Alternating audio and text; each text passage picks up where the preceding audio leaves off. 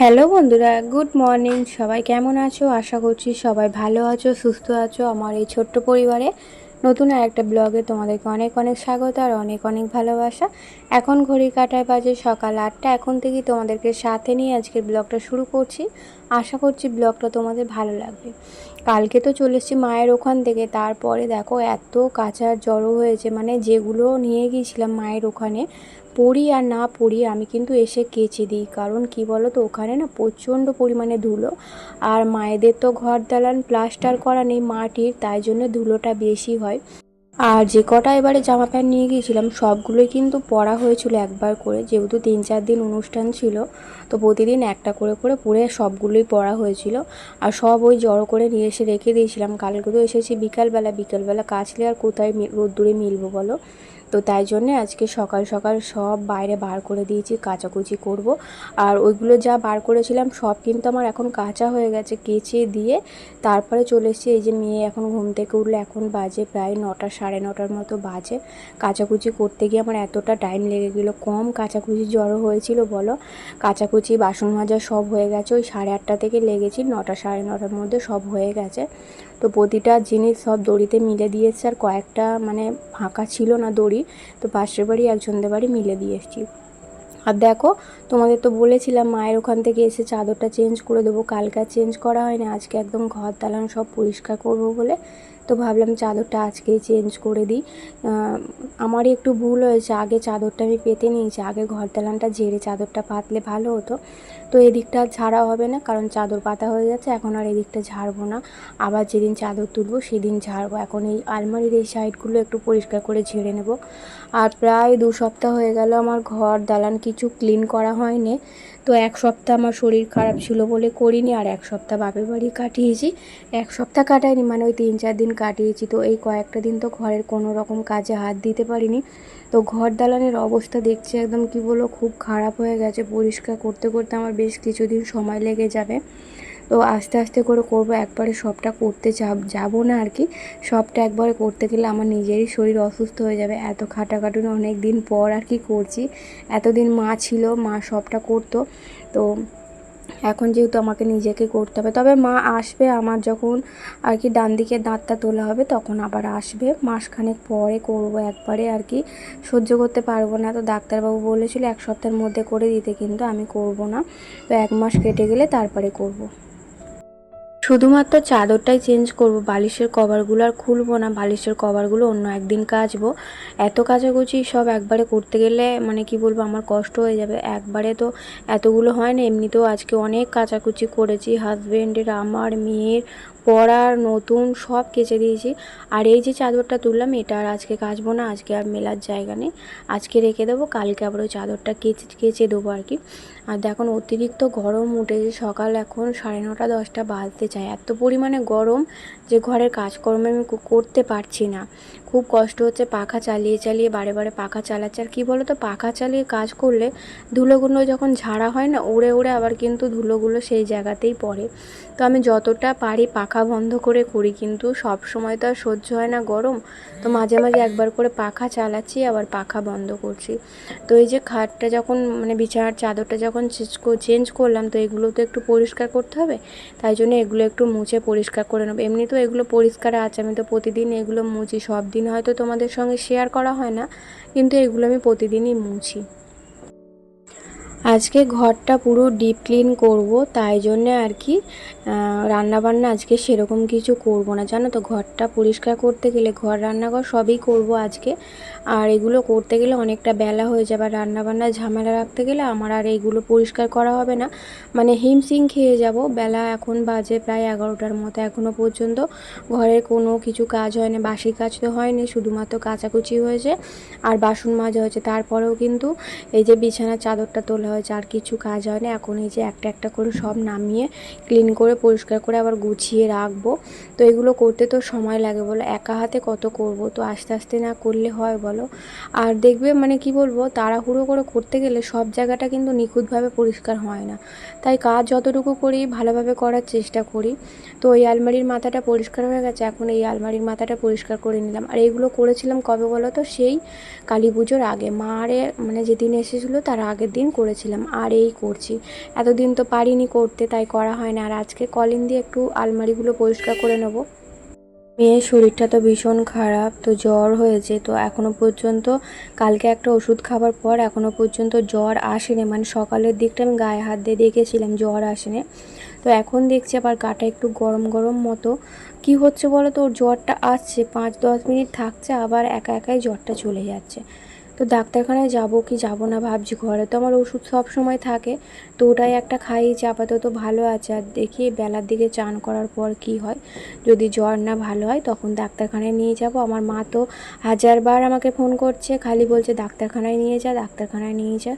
তো ওষুধ যখন আছে ডাক্তারখানায় নিয়ে গিয়ে কী করব বলো। যখন মানে এমনিতেও মেয়েকে আমি ফেলে রাখি না, কিছু একটা হলেই ডাক্তারখানায় নিয়ে চলে যাই। তবে জ্বরটা সেরকম আর কি, কী বলবো, খুব যে জ্বর হচ্ছে সেরকম না, হালকা একটু জ্বর জ্বর হচ্ছে, গাটা গরম হচ্ছে। ওষুধ একবার খেতেই যখন ভালো আছে, তখন আর শুধু শুধু ডাক্তারখানায় নিয়ে গিয়ে কী করবো বলো। এরপর যখন আবার জ্বর উঠবে, জ্বর না ভালো হলে তখন ভাবছি নিয়ে যাব। আমার হাজব্যান্ডও কিন্তু বলে গেছে আমাকে যে মেয়েকে ডাক্তারখানায় নিয়ে যেতে। আর মেয়ে দেখো বাইরে ওই যে পাখা চালিয়ে বসে কী করছে বলো তো, টিফিন করছে, কিছু খেতে চাইছে না, শুধু অল্প একটু মুড়ি জলে ভিজিয়ে মুড়িটা খাচ্ছে। তো ওকে বললাম চানাচুর নিয়ে ঝুড়ি ভাজানো, কিছু খাচ্ছে না। মুখটা মানে কি বলবো, জ্বর হলে জানো মুখ তেতো হয়ে যায়, বাজে হয়ে যায়, খেতে পারা যায় না কোনো কিছু। তো তাই জন্য কিছু খেতে চাইছে না। কালকে তো ম্যাগি রান্না করেছিলাম, তো অনেকটা খেয়েছিল, ভালোভাবে আর কি খেয়েছিল।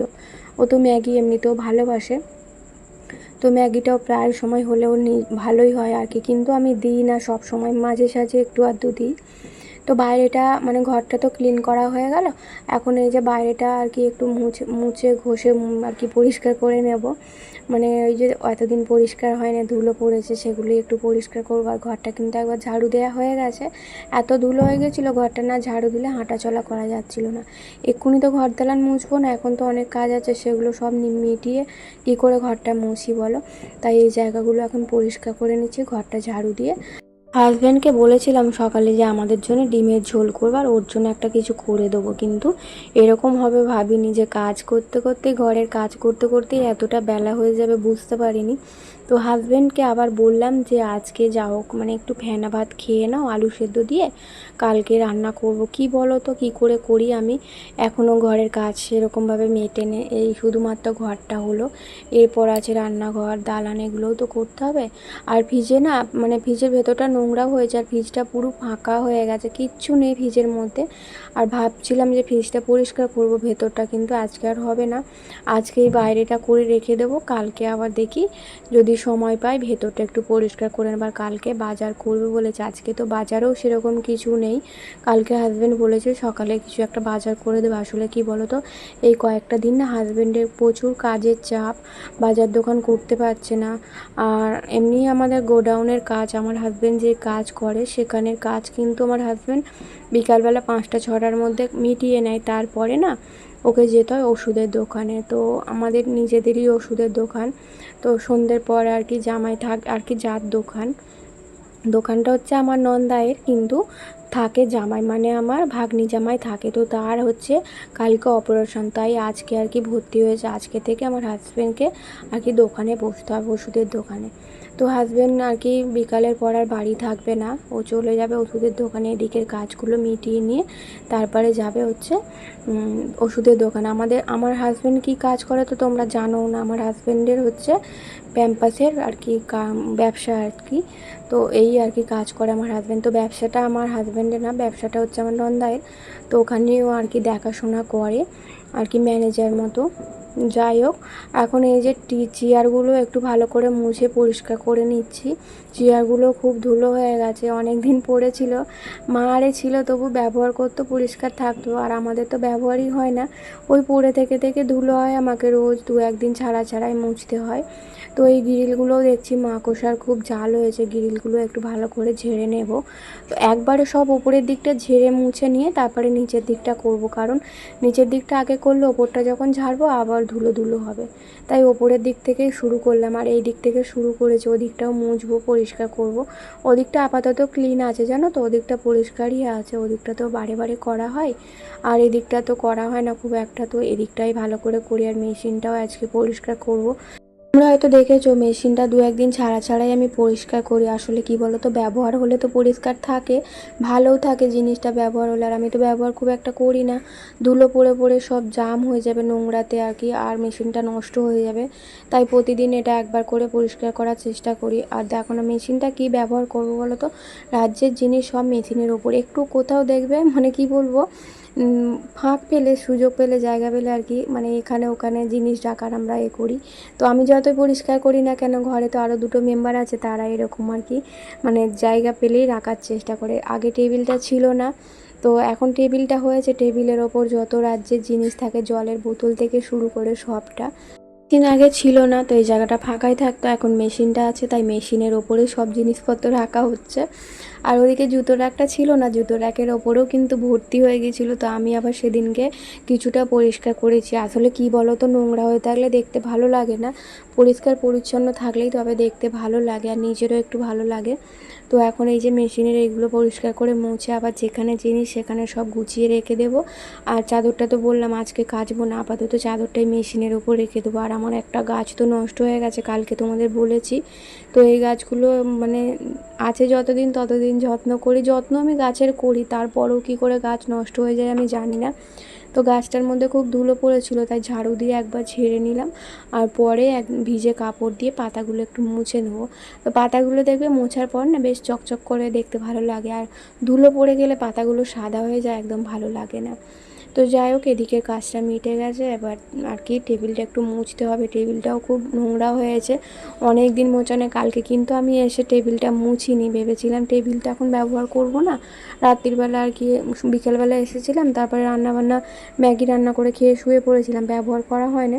ব্যবহার করলে আমি কিন্তু পরিষ্কার করতাম, ব্যবহার করব না বলে করিনি। আজকে এই যে তো পরিষ্কার করে নিচ্ছি, আর সব বোতলগুলো খালি হয়ে গেছে। তো এখন আর ভরার সময় নেই, আপাতত একটা বোতল ভরা আছে, এগুলো দিয়ে এখন কিছুক্ষণ চলুক, তারপরে ওই বিকালের দিকে বোতলগুলো সব ভরবো। বোতলগুলো ভরা থাকলে জল খেতে একটু সুবিধা হয়। আর আমার হাজব্যান্ড তো বারে বারে আসে, তো ও এসে এসে বোতল না খালি থাকলেও মানে কি বলবো বিরক্ত হয়ে যায়, বোতল ভরে জল খেতে।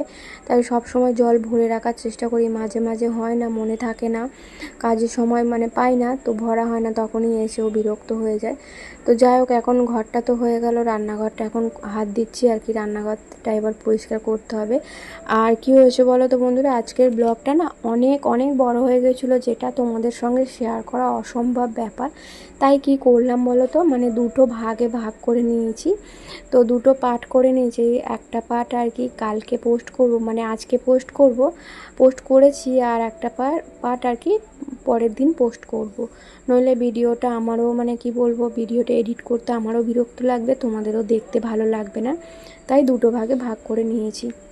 আর রান্নাঘরটা তো অনেক দিন ধরে বলছি তোমাদের যে পরিষ্কার করব করব করব, কিন্তু তারপরে ওই যে দাঁতের অপারেশন হলো, করাই হলো না। তো আজকে একদম সকাল থেকে ভেবেই রেখে দিয়েছি যে আজকে পুরো প্রতিটা জিনিস নিখুঁত করে একদম ডিপ ক্লিন করব, কারণ আমার নিজেরই ভালো লাগছে না, ঘর এত নোংরা হয়ে আছে। তো তাই জন্য আর কি ঘরটা প্রথমে ডিপ ক্লিন করে নিলাম। এখন এই যে রান্নাঘরটা ধরেছি, তো রান্নাঘরের র্যাকটা আগে পরিষ্কার করে নেবো, আর সব কৌটোগুলো ভালো করে মুছে পরিষ্কার করে তারপরে গুছিয়ে একটা একটা করে রাখবো। আর উপরের কৌটোগুলোই তো তেলচিটে হয়, নিচেরগুলো খুব একটা তেলচিটে হয় না, নিচেরগুলোতে ধুলো পড়ে। তো তাও সব কৌটোগুলোই আজকে মুছে পরিষ্কার করে নেওয়ার, একটাও খুব ধুলো হয়ে গেছে, পেছন দিকটা মাকড়সার জাল হয়েছে। তো মাকড়সার তো অভাব নেই, মাকড়সা আরশোলা মানে টিকটিকি কি বলবো, ঘরের মধ্যে মানে কি বলবো এত পরিমাণে বেড়ে গেছে। তো যতই পরিষ্কার করি না কেন, তাও মনের মধ্যে একটা খুঁতখুঁত থাকে, যে মাকড়সার জাল হয়েছে এই জিনিসটা ধুতে হবে, মাকড়সা পড়েছে এই জিনিসটা ধুতে হবে, এরকম একটা ব্যাপার জানো তো। তো বাসনপত্রগুলো ধুয়ে গামলির মধ্যে রেখে দেবো, তারপর দেখবো যদি একটা মাকড়সা উঠেছে, তো সব বাসন আবার বাইরে নিয়ে গিয়ে আবার পরিষ্কার করে ধুয়ে মেজে আনবো। তো এটাই হচ্ছে আমার কাজ, এক্সট্রা কাজ, যে যার জন্য আর কি আমার সংসারে কাজ করতে এত লেট হয়ে যায়। তারপরে বাসনপত্র যেখানে র্যাকে আমি বাসন রাখি, সেই বাসনপত্রের মধ্যে যদি আমি চোখে যতক্ষণ দেখতে পাই ততক্ষণই পরিষ্কার করি। তারপরে দেখো চোখে না দেখতে পেলে আমি তো আর জানতে পারছি না সেই জায়গাটায় কি উঠেছে না উঠেছে। তাও কিন্তু খাবার সময় আমি ডিশ বাটি সব সময় ধুয়ে তারপরে ব্যবহার করি, ধোয়া তো থাকেই, তারপরেও কিন্তু আমি ধুয়ে ব্যবহার করি, কারণ আমার ঘরে টিকটিকি আরশোলার অভাব নেই, কখন কোন দিক দিয়ে হেঁটে চলে যায় বোঝা মুশকিল। এই র্যাকটা পরিষ্কার করতেই অনেকক্ষণ সময় লেগে গেছে। আসলে এখানে তো অনেক জিনিসপত্র থাকে, কৌটো, তো সেগুলোই একটা একটা করে নামিয়ে গুছিয়ে পরিষ্কার করতে অনেকটা সময় লেগে গেছে। আপাতত দুটো তাক হয়েছে, এখনও নিচের দুটো বাকি। তো এই একটা করব, আর একটা করলেই আপাতত কাজ, মানে এই র্যাকটা গোছানো শেষ হয়ে যাবে। তারপর হচ্ছে রান্নাঘরটা তো ডিপ ক্লিন করবো, সেটা আর এই ব্লগে তোমাদের সঙ্গে শেয়ার করব না, সেটা তোমাদের সঙ্গে পরের ব্লগে শেয়ার করব। তোমাদের তো বললাম ভিডিওটা অনেকটা লং হয়ে গেছে, তাই দুটো পার্ট করে নিয়েছি ভিডিওটা। আর এই জায়গাগুলো না পরিষ্কার তো ছিল না, তার মধ্যেও অগোছালো হয়ে গেছিলো। আসলে মা তো সবটা আর কি আমার সংসারে কোথায় কি থাকে, কোন জিনিসটা কোথায় থাকে গুছিয়ে রাখতে পারে না, তো তাই এলোমেলো হয়ে গেছিলো। এদিকের জিনিস ওদিক আর ওদিকের জিনিস এদিক হয়ে গেছিলো, মানে ওপর থেকে ছোটো কৌটোগুলো নিচের তাকে চলে এসছে, আর নিচের তাক থেকে ওপরের তাকে চলে গেছে, এই হয়েছে। মা সবটা পারে না, জানে না, তাও মেয়ে বলে বলে যতটুকু দিয়েছে, মানে বলে দিয়েছে ততটুকু করেছে। তারপরও দেখছি তো এদিক ওদিক হয়ে গেছে, তাই এই একটাই আগে পরিষ্কার করে নিলাম, আর এই নিচেরটা করলেই আপাতত শেষ হয়ে যাবে। তো বন্ধুরা, আমার ব্লগ তোমাদের কেমন লাগে অবশ্যই কমেন্ট করে জানিও। ভালো লাগলে একটা লাইক করো, কমেন্ট করো, আর চ্যানেলটি সাবস্ক্রাইব করে পাশে থেকো। টাটা।